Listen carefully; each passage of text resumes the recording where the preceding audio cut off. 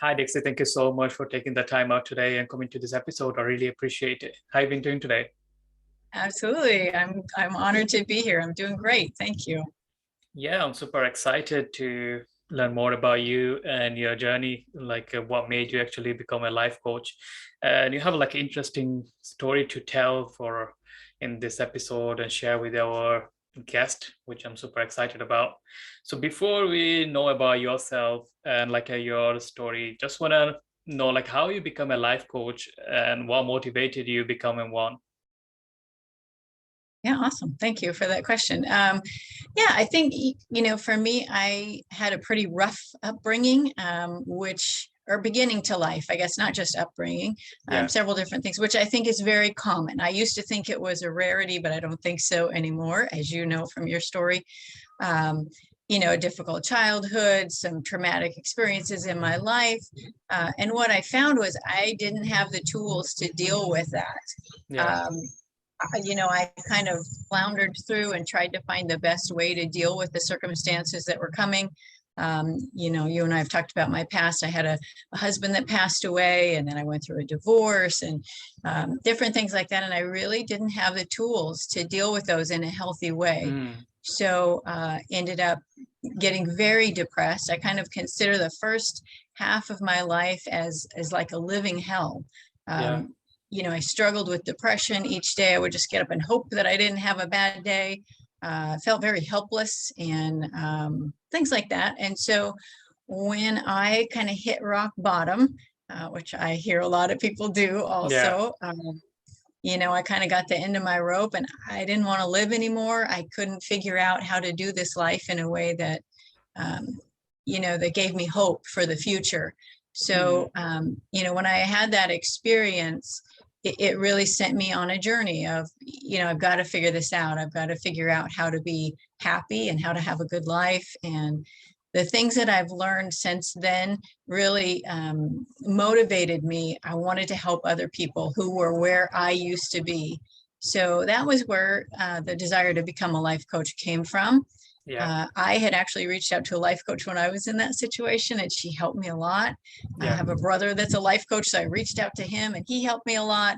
So I thought, man, I want to do that for other people. So Yeah, that's great. And how long you been doing a life coaching? it's been about 4 years now. 4 years. Yeah. Yeah. So you actually found your true potential, like you help trying to help other people on their journey, right?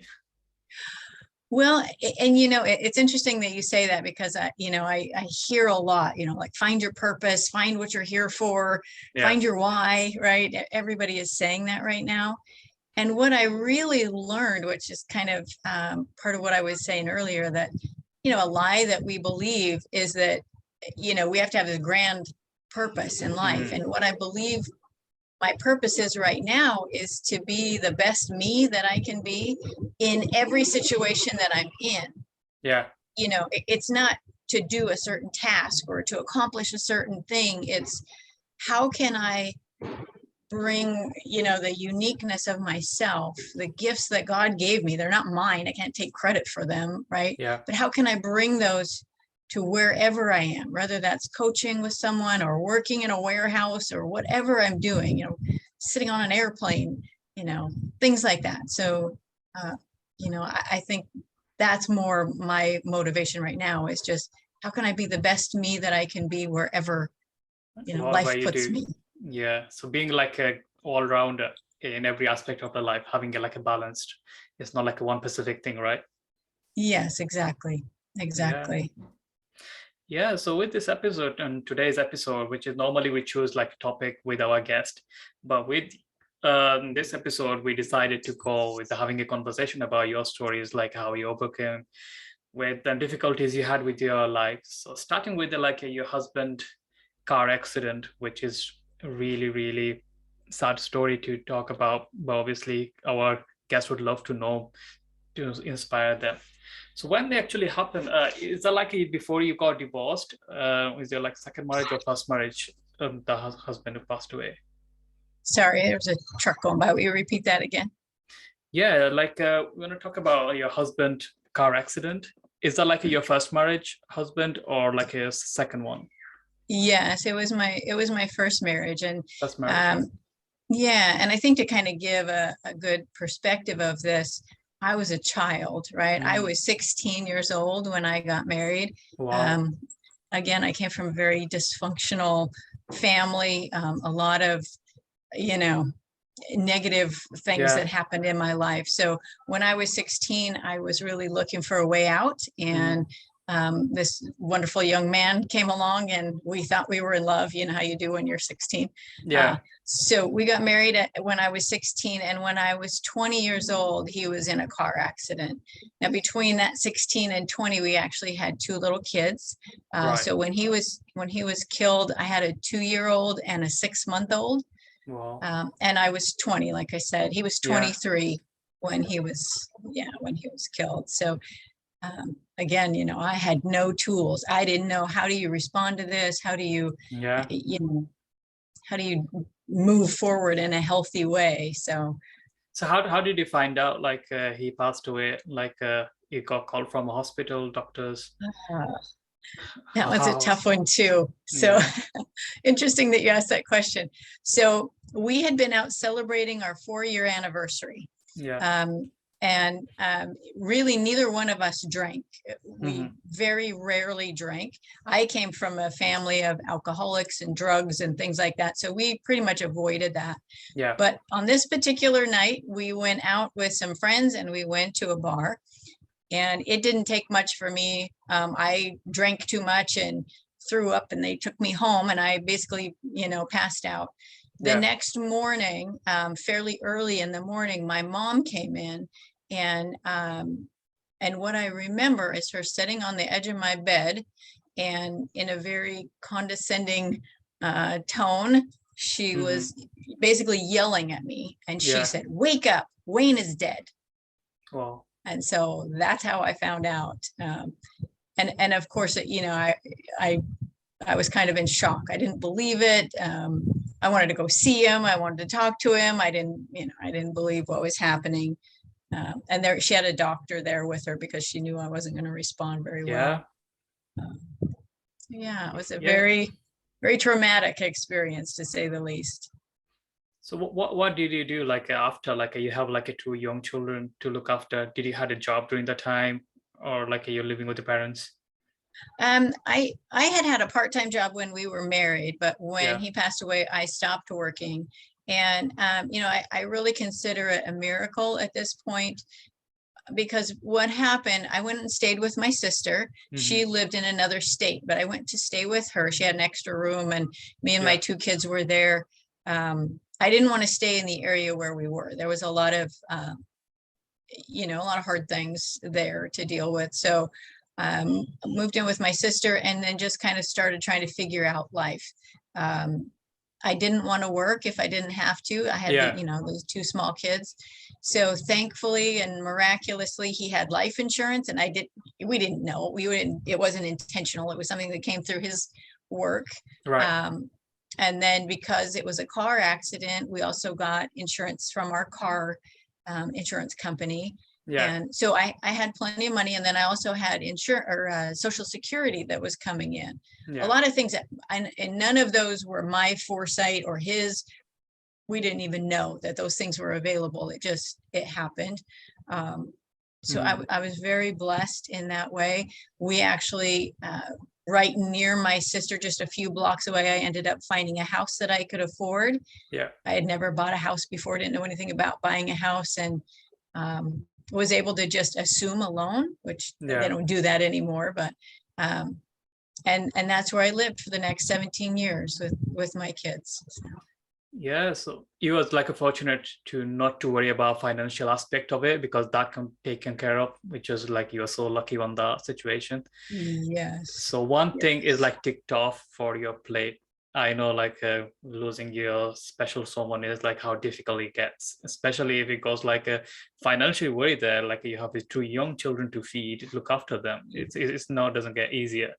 So while you're having the process of like going through the grief, how long did it actually took you like put back of yourself on the feet and like get out of the anxiety and depression you have to cope? Well, honestly, it was years, like more than 10 years. Oh, And a lot of that was, again, not having tools to deal with the circumstances, right? yeah. I felt so guilty for everything I had ever said or done when we were married. I wished I could take it all back. I could fix it. I could, undo mistakes that I had made. Mm, We struggled financially when we were married. We weren't very smart. We were young kids. yeah. But and then here I had this big, lump of money, and I felt so guilty for that. And I felt like it should have been me that died and not him. He was a better person than I was. And just all kinds of things like that. And I Yeah. didn't know how to deal with those. So a lot of them I turned inward, and I really started abusing myself. I didn't realize it at the time, but that's really what I did. I felt unworthy to have a good life and to be happy and things like that. So a Yeah. lot of unhealthy responses, I would say. And it was, as many years later that I sought therapy and was trying to get help and trying to deal with, Yeah. all those feelings that I had just kind of locked inside. Mm, Meanwhile, life kept going, right? Every day would yeah. keep coming, and my kids kept growing up and things like that. How was it like raising your kids without your husband, your ex-husband? Um, well, so it was only about a year and a half, and I remarried. And Okay. that, again, I would say was an unhealthy decision. I just needed someone, right? Or I thought Yeah. I did. So So I it married. was like early 20s that time, right? When you got remarried again. Say that again. You was you on your early 20s. So you're Yes, 22, I 23, right? was, yep, 2021, I think. Yeah, Okay. almost 22 when I got remarried. Yeah. Um, yeah, young again, and the relationship was not a great one, but I just didn't want to be alone. Mm, Um, so yeah, we got married, and of course, hindsight, you can always see things that you didn't see yeah. at the time. Um, but yeah, it was difficult. I think, again, it wouldn't have been as difficult as it was had I had some tools to deal with life, had I known a healthy way to respond, um, to the circumstances. I remember, my son being very young, and I was at the house alone, and Yeah. I would cry most of the night and get up and, try to deal with life, feed Mm, them and all those kind of things. And he was, 2.5, 3 years old, and having a temper tantrum and acting like a 2-year-old. And I remember, just getting at the end of my rope, and I called yeah. my sister and I said, I can't do this. I don't know what I'm doing. Who gave me kids? What were they thinking? So I definitely felt inadequate. Like, I didn't have the skills I needed to deal with the Yeah. situation I was in. So Also, like you didn't have like control of yourself with your own emotions. So that really affected on your children, right? yes, absolutely, absolutely. And then, I did get remarried, and he was much more stable. He wasn't Hmm. going through all the emotional stuff that I was going through, but had his own issues, of course. And it wasn't long. I think we were married about 2 years, a year and a half, something like that. Right. He had ended up leaving. He didn't want to be married, and then I found out I was pregnant.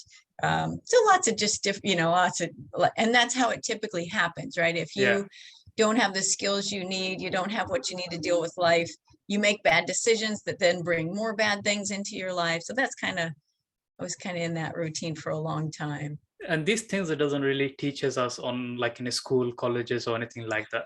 You have to go through the Mm. life and you have to learn on yourself, which Yes, is like a tough because by going through your life, you coming to the end of your life by the time exactly. you really find out. But right now there is a way of like internet made it so much easier for like Yes. interview like ourselves what we're talking about can save someone's life, can save someone's marriage, and the ways to the thing that thinking could be like a change on a different way.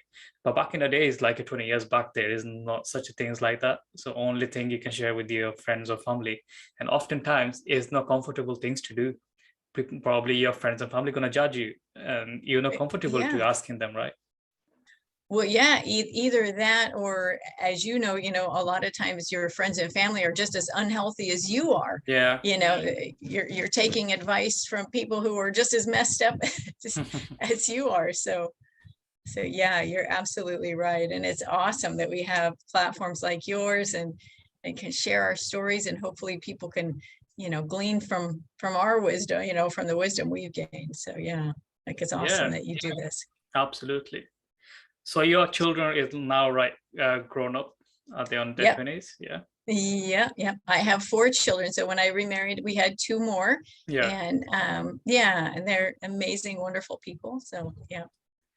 Yes, you mentioned like you got married like in your early 20s, like when you're 21 years old or 22. Mhm. And how long the marriage lasted? And We were married for 17 years. yeah. It was a really rocky, rough 17 years, but yeah, we made it 17 years. And Mm,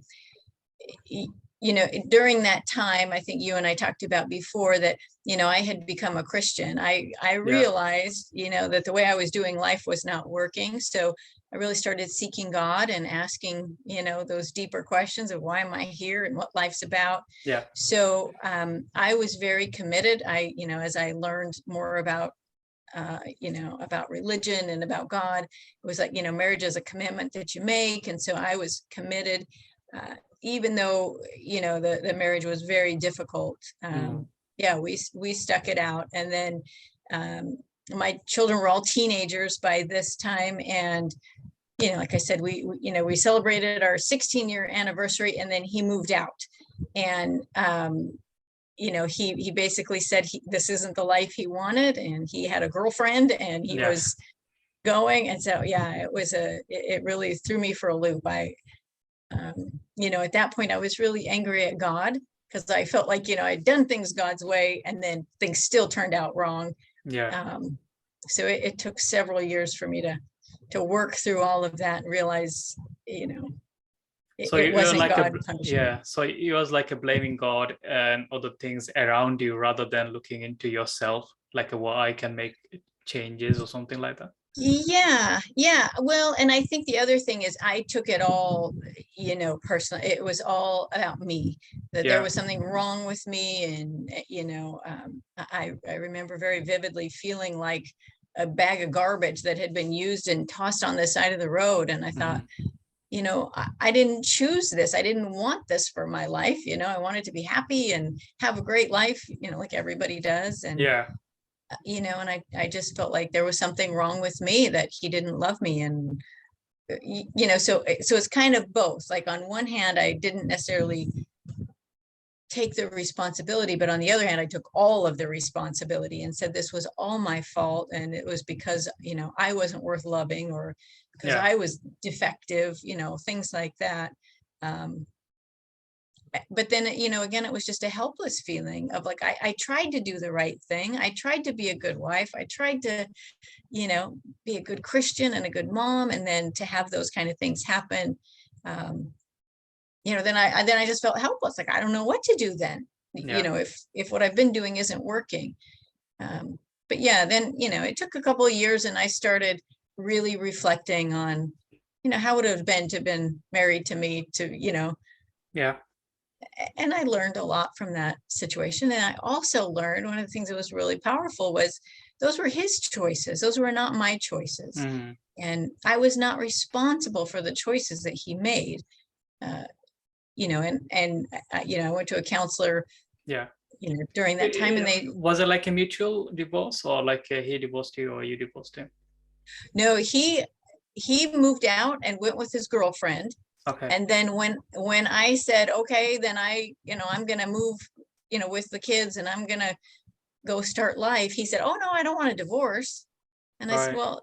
well, sorry, but I'm not okay with, staying here and me being committed to you while you're not committed to me. So I was actually the one that filed for divorce, and I left Yeah. the area. And that was after, probably a year of trying to get him to come back and fix things. And, Mm, because I knew, marriage is for life, and you make yeah. it work no matter what. And So he was um, in another relationship while he was married to you, right?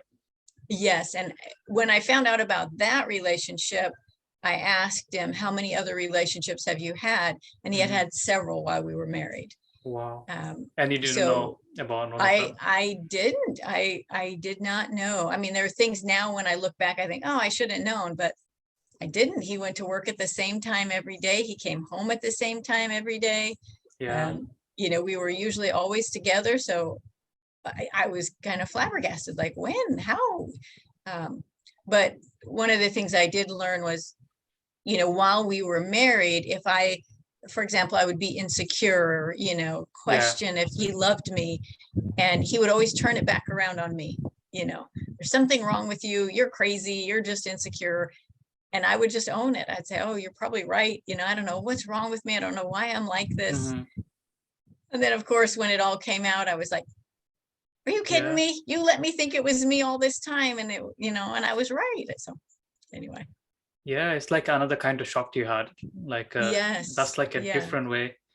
And I think Yeah. it's like a more shocker than losing your husband with a car accident, isn't it? Because It that was really, like a long-term relationship comparing to it your first really husband. was. Yes. And then the other thing was, when my first husband died, I knew it wasn't his choice. Yeah.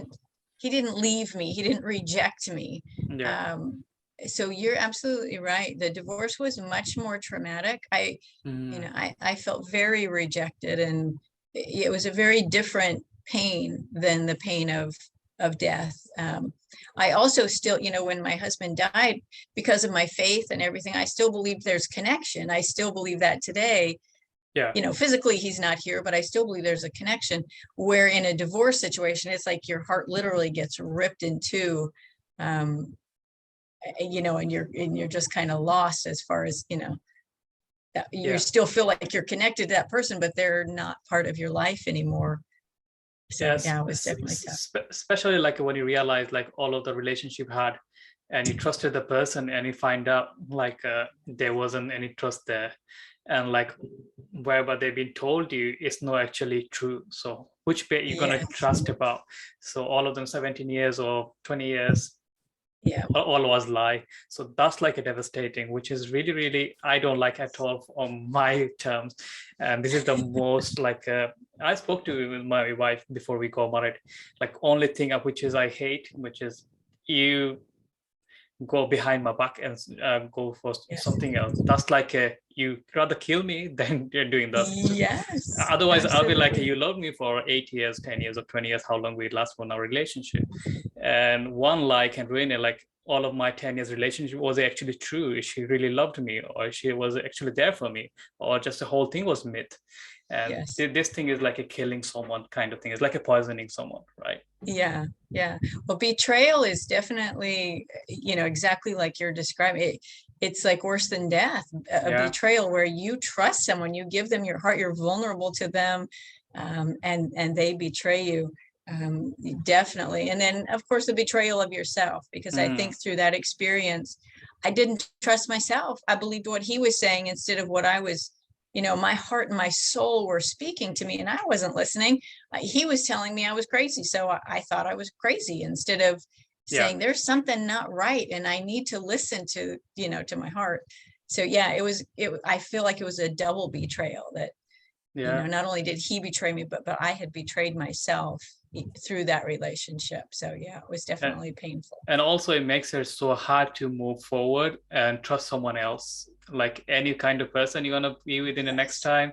You just behind of your head, what if turns out similar to this one? And Yes. it's never ending process, right? Yes. And it's so unfair, Yeah. and that's one thing I have learned is, for everyone else to pay for the mistakes of one person or the sin Yeah. of one person, that's not how it should be. And Mm. so I've worked a lot, especially over these last 4 years, on forgiveness, on changing the way I saw the situation. Instead of feeling like a victim and that I was wrong, it was an opportunity that I was able to see the world in such a different way. I would have never seen the world the way I do today if I had not gone through that experience. Yeah. And learning to trust myself. I definitely trust myself a lot more now than had I not gone through that. And I know, with your story, you know what I'm saying. When you go Yeah. through really difficult things, it changes you, and hopefully for the Absolutely. better. right? Yeah, It doesn't yeah. always for the better, but hopefully for the better. And then, yeah, so the last several years I've really worked on that, and I wish him nothing but good, nothing. He's Hmm. remarried, and I pray for him, and I wish him happiness and love and healing, and Yeah. forgiveness, both from me and for himself. Yeah, this is the So only thing yeah, you can do, right? Like having the hatred and the anger is gonna ruin yourself rather than him. And it's yes, not gonna make any difference to him, but it's gonna make your life miserable. You won't be able to trust anyone again. You won't be yes, able to move forward with your life. And always like, why did he do that? Always, every morning you wake up, why did he do that? Every night you go to sleep, yeah, why did he do that? You rather like it yeah, was supposed to happen, it just happened. I needed to end it. What action I needed to be taken, I just did that and end the story. The parts of yeah. chapter is closed. One next chapter Yeah. I can open and focus on that, right? Yeah, absolutely. Yeah, and exactly what you're saying. I think you look at it and say, okay, what do I do now? What do I do with this? I Yeah, can't change what happened. I can't change the past. And I'm sure you've heard, people say, your past is not a life sentence, right? yeah. It's not like you have to live that for the rest of your life. Learn everything you can from that experience. And again, I look at a lot of the miracles that took place. My kids were older when Mhm. that happened, and I've seen people when their kids are young go through Yeah, divorce, and I think, oh my gosh, that would be so difficult. So there's a lot of blessings that I see, yeah. and I couldn't see those right, I couldn't see them right away. um, It could have but been a worse, like if you had that on your first year or second year, like you got married, would it be like yeah, more because you just recently lost one of your husband with the accident, and now you're going through this, and your children is like under 5 years old. That would be like really, really hard for you to cope. And obviously, you are young as well yourself. It's not like after 17 years, you probably on your like late 30s or something. So yeah, it's you have a more understanding about life, and it gives you the hope you look forward to. yeah, So yeah, did you there were did you definitely blessings. yeah. So did you go into any other relationship after that, like after your divorce? It wasn't for several years. I didn't date anyone, and then I dated. It was just a real short, Yeah. just a few months, and then probably I had probably been divorced for about 5 years. I met someone and thought he was wonderful, and started a relationship with him that lasted 4 years. So Oh, yeah, so are you still in a relationship right now? Yeah. I am not. Okay. No, I think you and I talked about. Um, I got to a place in my life where I thought, we were moving to the next step. We had been Yeah. dating.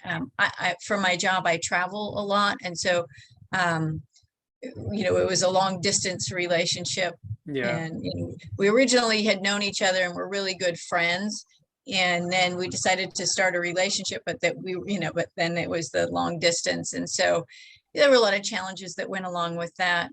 And I learned so much from that relationship that I'm just so grateful for. Saw the world in a different way than I had ever seen Mm. it before. Um, but when I thought we were moving to the next level, we were going to move in together and try to do life together and those kind of things. Um, he just kept coming up with excuses of why that wouldn't work and why he couldn't do it. And again, I found myself heartbroken. I was trying to figure out, you know, Yeah. and this was kind of before my hit bottom experience. It was Hmm. kind of connected to that because I thought, he was a very different person Yeah. than my ex-husband, and a wonderful man, and I wanted to spend the rest of my life with him and all those kind of things. And then for him to, not be willing to commit, not be willing to Hmm. come. I had actually taken a job. I took a lower position at my job, and so that I could be in one place, and he could come, and be with me, and we could start life together. And realized that this was the first time in my life that I had gone home to an empty house. My children had Right. all grown up Yeah. and they had all moved out. And so here I was, when I was traveling, it was a little different because you're in a Yeah. hotel. So, and then, I'd come home on the weekends and I'd visit my kids or I would visit him. But this was the first time I'd get done with work and I'd go home and it was an empty house. You know, like I said, he didn't come, and he didn't, you know, kept making Hmm. excuses why he couldn't be there. And then the holidays came, you know, and it was just all these things that came on. And that was really when the bottom kind of fell out from under me, so to speak. All those things that I thought I had dealt with in the past were coming Yeah. up. And so, yeah, it was a rough time. Yeah. It's like one thing and another thing, like you kept on going with your journey. And that Exactly. leads to like a next one, which is like we talked about before, which is like 2018, the toughest time of your life again, which Yeah. is like you felt like a suicidal.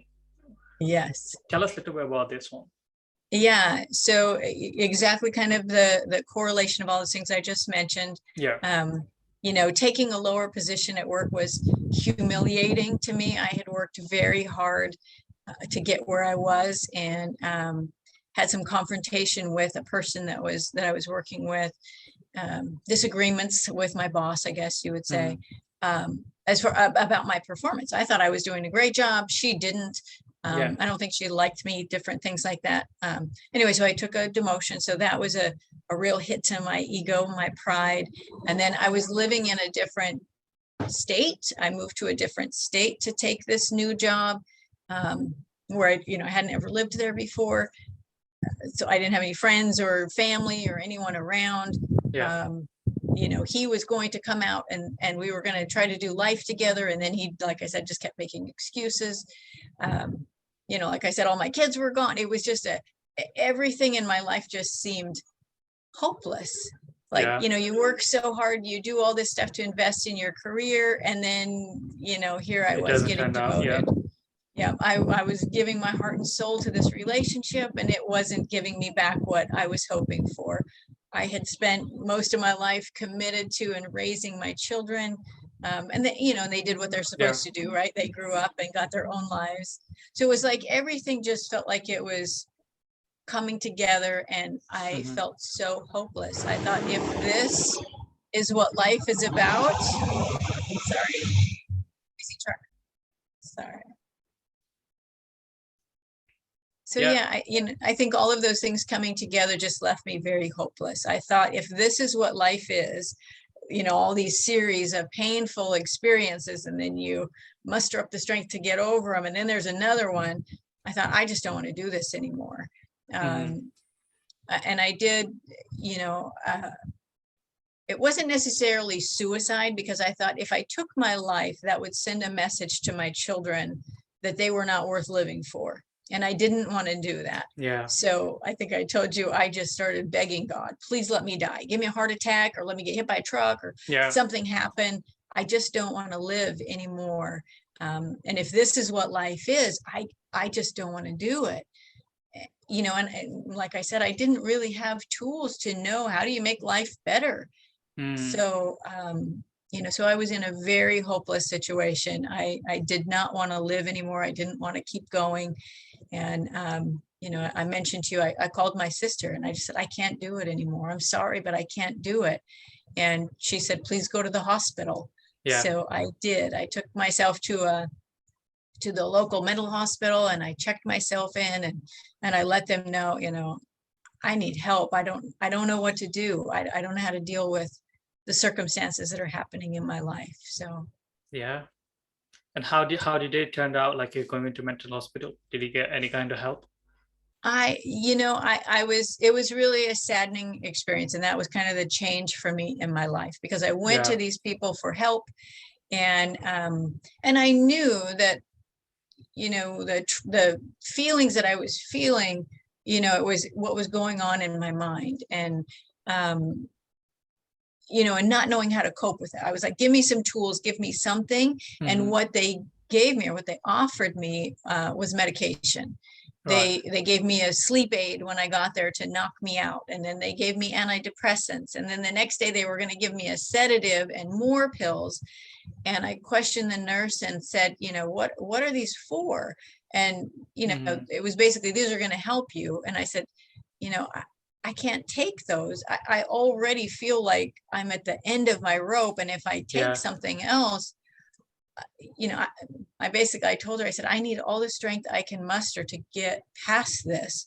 And, you know, and it was just the lowest point that I've ever been at. I remember sitting in that hospital. I mentioned to you, I had Yeah. a roommate next to me. Her name was Victoria, and she was sedated. You know, I could see the results of what they were proposing for me Yeah. just by looking at her.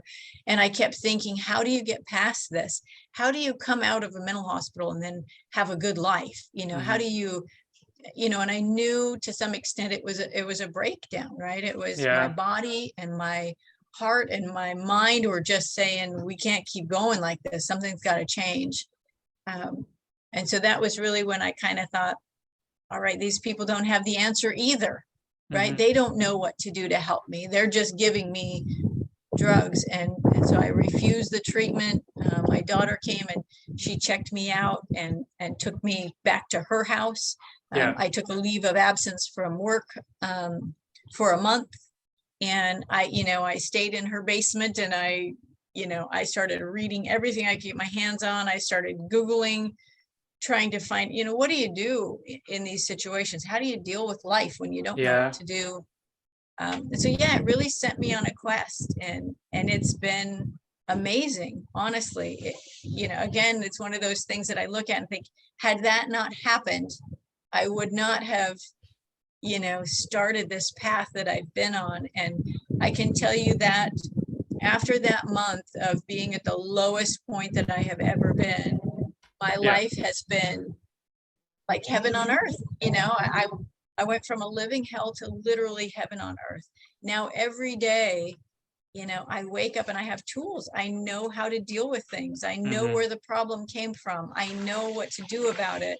And I kind of look at it like, somebody who, grows up eating very unhealthy, and Yeah. and all they know is this is what we eat, and and then they find themselves weighing 300 pounds or 600 pounds or something like that, and they say, oh my gosh, I'm killing myself, right? What I'm doing is killing myself. And then they start saying, all right, what do I need to do different? And you start learning that the things that you learned growing up were unhealthy. Hmm. Eating those certain things are unhealthy. They're going to destroy your body. And so they start making changes, right? They Yeah. start exercising, they start eating better. And I look at it exactly the same way. For me, it was mental, emotional, and spiritual health. I was very unhealthy.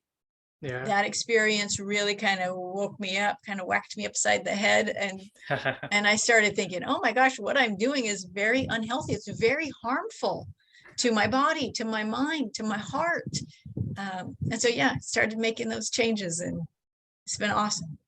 Yeah. So in the mental hospital, the experience was like only medication and just like putting you to sleep. So your brain doesn't think too much. So that was like a whole thing to cure it. But actually, to change your life is not the solution.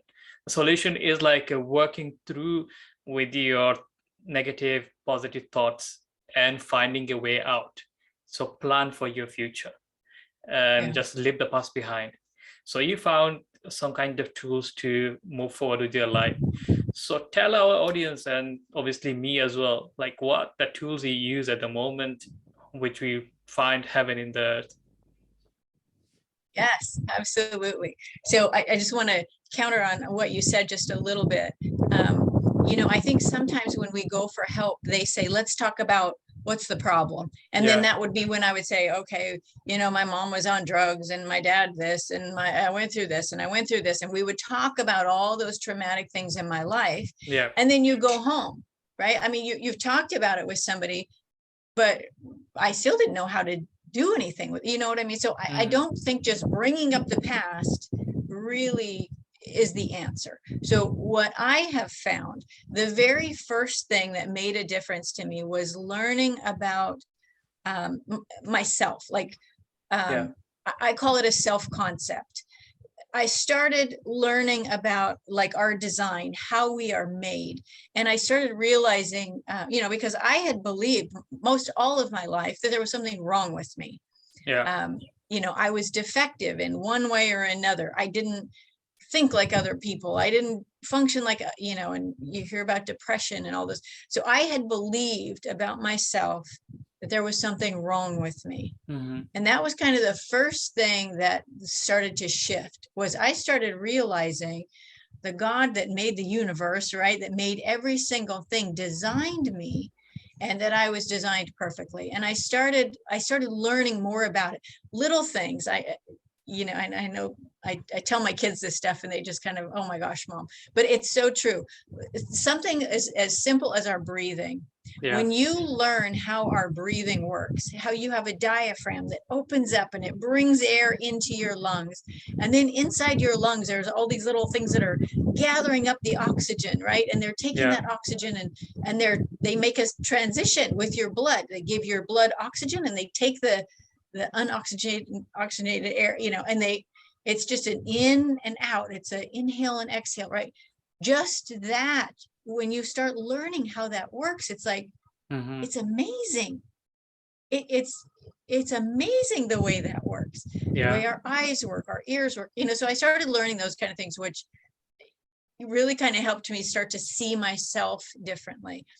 And then the other thing is I started recognizing the relationship that I had with myself. I started going back and looking, how do I talk to myself? And that was a huge one. Somebody, as I was learning this, somebody compared that to child abuse. Like the Right. voice that's in your head, if Yeah. somebody else could hear the way you talk to yourself, what would they think?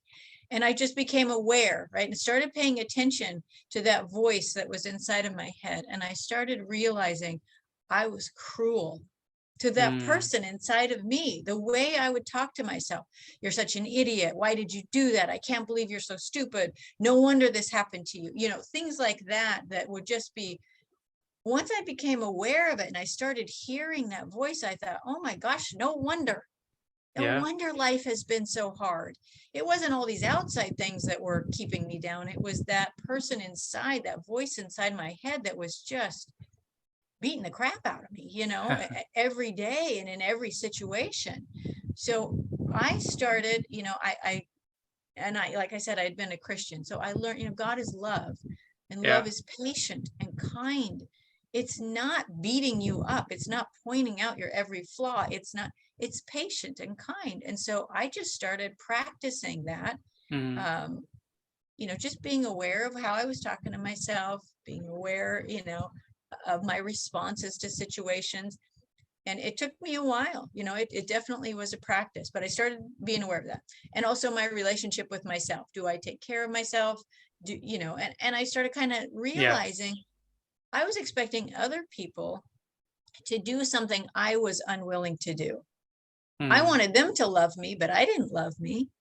I Yeah. wanted them to like me, but I didn't like me. I wanted them to have confidence in me, but I didn't have confidence in myself. You know what I mean? And I started Yeah. recognizing, hey, you can't expect them to do it if you're not willing to do it. It's Um, true. and really recognizing that, I don't get any credit for this person that I am. I did not sit down and choose, hey, give me blue eyes and blonde hair and make me this tall. That wasn't me. I didn't do that. Yeah. And when I kind of separated this body, this person that I was, from who I really am, I started recognizing this was a gift. This body, this life Mm-hmm. was given to me, and what I do with it is what matters. So, I mean, that was kind of my first lie. I think I mentioned to you, the Yeah. lies that we believe, but when you believe those things about yourself, it totally affects how you live your life. Yeah. Some other things that I, became aware of is the power of our thoughts, right? So I would say the next lie, the first one being how we see ourselves, the next one is what we're capable of. Mm-hmm. I started learning about the thoughts that would go through our head, and I just became aware of them, right? Just started kind of observing the thoughts I was thinking, Yeah. and somebody told me, hey, those are not yours, right? Those same thoughts, those, you're stupid, you're not enough, all of those thoughts have been around since the beginning of time. Yeah. And basically what I started learning is I have a choice. I don't have to keep those thoughts. I can Mm-hmm. recognize that it's there, and then I can say, no, thank you. I don't want that. Just like just like the voice, that's in my head, the way I was talking to myself, when it Yeah. would say, oh, you're so stupid, I could say, hey, wait a minute, I'm not stupid, I'm learning. I didn't know this before. I hadn't, been through this experience. I could actively, make a decision on which thoughts I would keep. So knowing that they're not mine, but knowing that they're powerful. And this, I think, if I could tell that mental hospital something, this is what I would tell them. Those chemicals that they're trying to get your brain to produce Yeah. are produced by the thoughts that we're thinking. So when you're thinking, poor me, my life sucks, all these bad things have happened to me, all this wrong in my life, and oh, poor me, and there's nothing I can do about it, those produce the chemicals that make you feel depressed. When Yeah. you start thinking, oh my gosh, when my husband died, I had life insurance and we were able to get a house and we were all okay. And I know that he loves us and wants good for us, right? When I got divorced, again, there were things, miracles that took place that, everything fell into place. When I started thinking about those, your brain starts producing the chemicals that make you happy. So it was Yeah. just recognizing the power of those thoughts. And then the fact that I could make a choice. I could choose which thoughts I wanted to think. I could do it intentionally rather than just being helpless at whatever thoughts came in.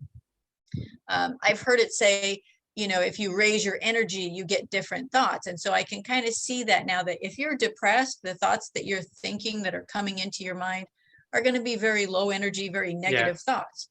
When you raise those thoughts, when you say, I'm going to intentionally think about all the blessings I have, all the things I'm grateful for, all those amazing people who came into my life that helped me and influenced me, your energy level starts to raise. And then the thoughts that you think are better, they're more positive. I heard an analogy that your mind is like a garden, right? And every thought is like a seed. So if you think about the seeds that you're planting in your garden and what they're going to produce, that just, it made me very aware. So now when thoughts come in, I think of them like a plant or like a seed. Do I want this in my mind? Do I want this to grow? Because they grow and expand. If you think about any seed, you plant a tomato plant, you get like 500 tomatoes from that one seed. It's the same thing with our thoughts. If we plant those thoughts of poor me and all those bad things, they're going to produce a whole bunch of negative things. So intentionally planting good things. So that was kind of the second one.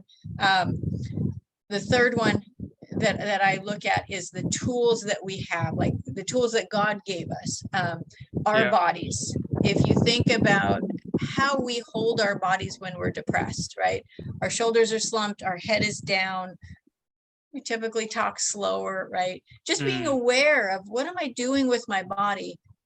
They call it body language. So I look at that and say, what is the language my body is communicating? And now I'm aware, right? So now I can say, hey, I got to put my shoulders back. I got to hold my head up. I need to smile. That's going to communicate something completely different. So that one. The other thing is the words, like I mentioned before, the words that were going on in my head, but also the ones I was speaking out loud. Just becoming aware of those. I'm amazing, right? That feels so different than I'm stupid. Just recognizing the words that I was saying thank you, being kind, both internally and externally, those words, because they do have power. The Bible says that the power of life and death is in our tongue, the words that we speak. Same thing, like if you and I were talking and I say to you, I think it's amazing what you're doing. I think it's wonderful that you're doing that, just the power of those words, versus I'm sure you've had people who said, why are you doing that? And that's not going to do anything. And it's not going to make a difference. You know what I mean? There's very negative things so I look at those, now and think, okay, what words am I speaking? So just things that you can be aware of that make a difference. And then another one was your focus. I heard an analogy, and I don't know if you can see this, but if you can imagine, if you spread your arms out wide on both sides, right, as far as you could on both sides. And basically what they said is, if in your left hand, right this very second, while you and I are here talking, right, in this very second, in your left hand, you have people being murdered, people lying to each other, husbands cheating on their wives, wives cheating on their husbands, kids being abused, people starving, right? All of those things are happening right now in this minute while you and I are talking. Yeah. And at the exact same time, in your right hand, there are people falling in love. There are babies being born. There are birds flying in the sky. There's beautiful, wonderful things happening. There are people helping each other. There are Yeah. people like you doing podcasts to share with others, you know, hope. And there are so many amazing things in life. And where we focus, right? If I look at my left hand, I can't see my right hand anymore. I barely even remember that it's there. Mm-hmm. But if I look at my right hand and all the amazing, beautiful things, I barely see the stuff in my left hand.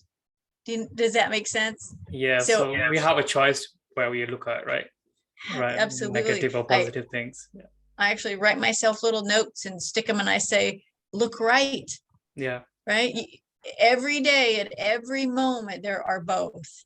And we get to choose. I can say, poor me, my life, you know, all these bad things, or I can say, you know, look how amazing my life has been and all the blessings that came even through really hard situations. And then the last thing I would just love to share is the fact that this is a practice. All these different things, becoming aware of, you know, how you talk to yourself, becoming aware of how you're holding your body, becoming aware of those thoughts. And I think one of the best things anybody ever did for me was they said, how long did you practice the other way? Mm-hmm. Right. And for me, it was like 48 years. I practiced self-abuse. I practiced not being aware of my body. I practiced, you know, being very negative, being depressed. So, you know, when you start making a change, just like learning how to walk, if you think about when babies learn how to walk, they don't just stand up and go, right? They fall down and they fall down and they fall down until they finally get it. Learning to ride a bike is the same way. Learning to talk is the same way.